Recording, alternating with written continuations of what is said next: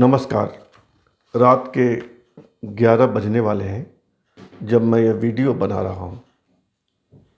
बिहार में चुनाव के पूरे परिणाम अभी तक नहीं आए हैं, लेकिन एक ठहराव सा आ गया है और लग नहीं रहा है कि अब सीटों में परिवर्तन होगा, जबकि 10 लाख से ज़्यादा वोट अभी गिनने बाकी है। अभी तक का जो परिणाम है उसमें एनडीए, नेशनल डेमोक्रेटिक अलायंस यानी जेडीयू, बीजेपी, हम और वीआईपी पार्टी 122 सीटों पर आगे और बहुमत का आंकड़ा भी 122 है। विधानसभा की कुल 243 सीटें हैं बिहार में। बहुमत के लिए 122 सीटें चाहिए और एनडीए के पास 122 सीट ही हैं। महागठबंधन, जिसमें कांग्रेस, वामपंथी दल और आरजेडी शामिल है, उसके खाते में 113 सीटें हैं, यानी बहुमत से 9 कम। और अन्य के पास 7 सीटें हैं। अन्य में ओवैसी की पार्टी यानी AIMIM के पास 5 सीटें हैं, एक पर निर्दलीय आगे है और एक पर बहुजन समाज पार्टी यानी BSP यानी मायावती की पार्टी। लाखों लोगों को, करोड़ों लोगों को हैरानी हुई है कि ये जो ज्ञानी पत्रकार हैं, ज्ञान देने वाले, आधा आधा घंटा 40-40 मिनट का जो वीडियो बनाते हैं यूट्यूब के लिए, उनके तमाम दावे, उनका तमाम बौद्धिक ज्ञान खोखला साबित हुआ। ढोल नाम गिना दूं, ये ज्ञान पेलने वाले लोग, अच्छी भाषा नहीं है लेकिन मैं कह रहा हूँ ये ज्ञान पेलने वाले लोग सारे धराशायी हो गए। अजीत अंजुम, पुण्य प्रसून वाजपेयी, अभिसार शर्मा, ये तमाम लोग पिछले 1 माह से चीख चीख कर अपनी तमाम वीडियो में बिहार में तेजस्वी की लहर, तेजस्वी की हवा और मोदी को सुला दिया, नीतीश का सूरज अस्त हो गया, तमाम तरह की बातें। ये एजेंडाधारी जो पत्रकार होते हैं ना, वो सही फैसला नहीं कर सकते। एजेंडाधारी चाहे उधर वाले हों चाहे इधर वाले हों, चाहे वे लोग हों जो आंखें बंद करके बीजेपी को गालियां देते हैं, चाहे वे लोग हों जो आंखें खोलकर बीजेपी की प्रशंसा करते हैं। जबकि पत्रकार को दूध का दूध और पानी का पानी करने की कोशिश करनी चाहिए। निजी राग द्वेष से ऊपर उठकर विश्लेषण करना चाहिए। ये तमाम ज्ञान फैलने वाले पत्रकार नहीं कर पाए और बुरी तरह फेल हुए। कोई लहर नहीं, कोई हवा नहीं, कोई आंधी नहीं, कोई तूफान नहीं। जो बिहार का सच है वही सच सामने आया है। आप मेरे वीडियोस देख लीजिए। बिहार चुनाव पे मैंने 3-4 वीडियोस बनाए हैं और सब में मैंने यही कहा है कि अगर जाति की दीवार टूटी, अगर जाति की दीवार टूटी तो तेजस्वी सरकार, नहीं तो फिर से नीतीश कुमार। और वही हुआ है। बिहार में जाति की दीवार टूटी नहीं, दर की, खरोच आया उसमें, होल नहीं हुआ बड़ा सा। अगर होल होता तो तेजस्वी आते। बिहार में इतने खांचे बने हुए हैं और हर खांचे की एक पार्टी है। तो बिहार में चुनाव कम होता है, पार्टियों का गठबंधन कम होता है, जातियों का गठबंधन ज़्यादा होता है।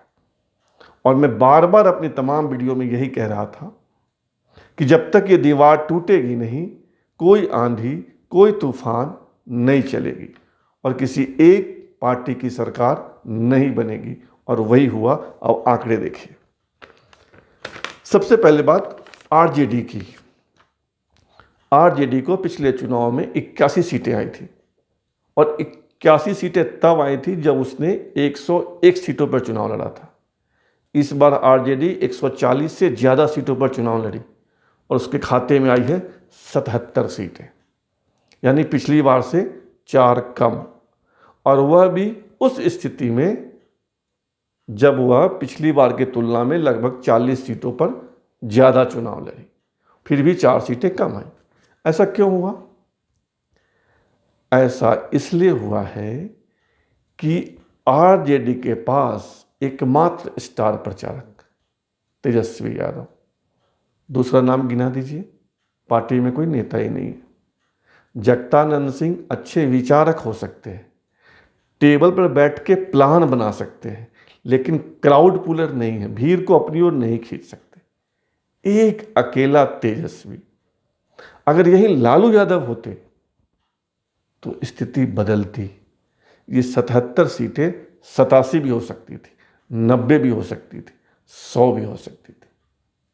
एक लालू के रहने से बड़ा फर्क पड़ता।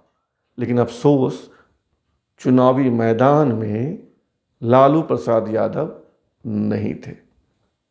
और दूसरा कारण, बिहार के चुनाव में AIMIM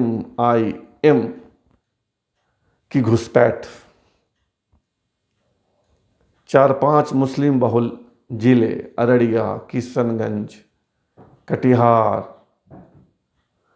इन जिलों में, पूर्णिया, ये जो बांग्लादेश और नेपाल से सटे हुए जिले हैं 4-5, उसमें MIM यानी ओवैसी की पार्टी चुनाव लड़ी और इससे बड़ा डेंट लगा, बड़ा घाटा हुआ आरजेडी को। क्योंकि आरजेडी के खांचे में जो वोट है उसमें सबसे बड़ा तबका मुस्लिम तबका है, जो आंख मूंद कर बिहार में आरजेडी को वोट करता है। अब तक उसमें एक बड़ी हिस्सेदारी नीतीश कुमार की भी थी, लेकिन इस चुनाव में ऐसा दिख नहीं रहा है। और चूंकि इस में से बहुतायत वोट ओवैसी ले गए, आरजेडी को नुकसान हुआ। तो मैं बहुत सारे कारण आपको नहीं गिनाऊंगा।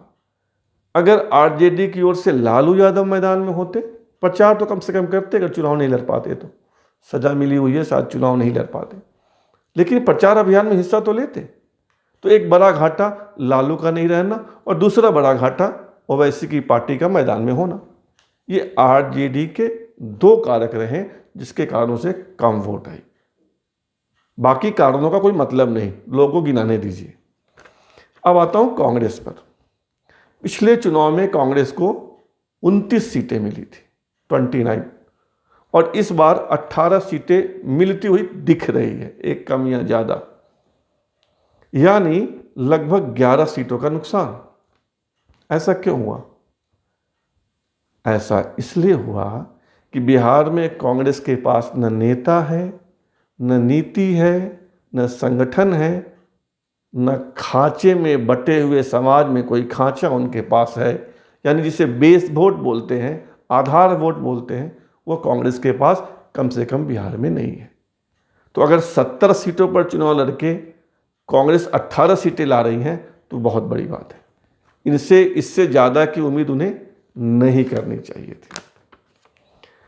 लेफ्ट को महागठबंधन में 29 सीटें चुनाव लड़ने के लिए मिली थी। लेफ्ट में 3 पार्टियां, CPI, CPIM और CPI-ML, और इस 29 में 17 सीटें वामपंथी पार्टियां जीतती हुई दिख रही है। अगर वामपंथी पार्टियों से आरजेडी कांग्रेस का गठबंधन नहीं होता तो ये जीतते कम, लेकिन ढेर सारी सीटें इनकी हरा देते। तो ये चतुराई का कार्य हुआ कि उनको भी अपने साथ जोड़ लिया और इनका स्ट्राइक रेट अच्छा है। 29 में 17 सीटें वामपंथी पार्टियां जीत रही हैं। तो आप आरजेडी को मिला दीजिए, कांग्रेस को मिला दीजिए, वामपंथी पार्टियों की मिला दीजिए, तो 113 के आसपास इनको सीटें मिलती हुई दिख रही है। अब आइए बीजेपी। मैंने अपने तमाम वीडियो में कहा है कि बीजेपी की सीटें बढ़ेंगी बिहार में। पिछली बार 54 सीटें आई थी, 54, और इस बार 74 के आसपास, 72 के आसपास, यानी लगभग 18 सीटों का फायदा होता हुआ दिख रहा है। अगर 72 भी मान लें तो 18 सीटों का फायदा दिख रहा है। ये सीटें क्यों? ये सीटें बढ़नी ही थी। मैंने अपने तमाम वीडियो में कहा है कि बीजेपी की सीटें बढ़ेंगी, 54 से 58 हो जाए, 60 हो जाए, 62 भी हो सकता है। और हुआ ऐसा इसलिए कि बिहार में बीजेपी ने अपना आधार वर्ग बड़ा किया है। कमोबेश, अगर मुसलमान समुदाय को छोड़ दे, कमोबेश हर जाति में बीजेपी के कुछ ना कुछ वोट है। इसे हमें स्वीकारना पड़ेगा। और ये वोट क्यों है? ये वोट इसलिए है कि मोदी सरकार ने उनके घरों में, गरीबों के घरों में शौचालय बनवा दिए। ये वोट इसलिए है कि मोदी सरकार ने कच्चे मकानों को पक्के में परिणत करवा दिया। ये वोट इसलिए है कि गरीबों के घर में गैस का चूल्हा पहुंचा दिया। ये वोट इसलिए है कि इस कोविड काल में उनके घर में राशन पहुंचा, पैसा भी पहुंचा। तो एक आम धारणा, उनसे पूछिए तरह तरह की बातें उन गरीबों से, तो बाद में वो यही बोलते थे कि वोट तो मोदिया के दे भाई, मोदिया को ही देना है वोट उनको। तो ये मोदिया मतलब बीजेपी, इसलिए बीजेपी 54 से 72 सीटों पर पहुंचती हुई दिख रही है। और अब आइए जेडीयू ने पिछले चुनाव में 71 सीटें जीती थी, 101 पर चुनाव लड़कर 71 पर विजयी हुई थी, और इस बार 43 पे सिमट रही है। यानी 7 और 21 28 सीटों का घाटा जेडीयू को हो रहा है। ये इसलिए हो रहा है कि 15 साल से 1 साल अगर जीतनराम मांझी का छोड़ दे तो लगातार नीतीश कुमार वहाँ के मुख्यमंत्री हैं। तो एक एंटी इनकम्बेंसी होता है, एक ही चेहरा से लोग उब जाते हैं। फिर बीच में कोरोना, बाढ़, पटना में जल जमाव, तरह तरह की समस्याएं आई। वो एक कौन बुखार होता है बिहार में, वो बुखार का कहर, थोड़ी नाराजगी नीतीश कुमार के प्रति थी, और वह नाराजगी दिखा। प्रचार के दौरान भी दिख रहा था, जब उनकी वोटिंग हो रही थी, जब उनके खिलाफ नारे लग रहे थे, और वोटिंग में भी वो दिखा। इसलिए इनको 28 सीटों का घाटा होता हुआ दिख रहा।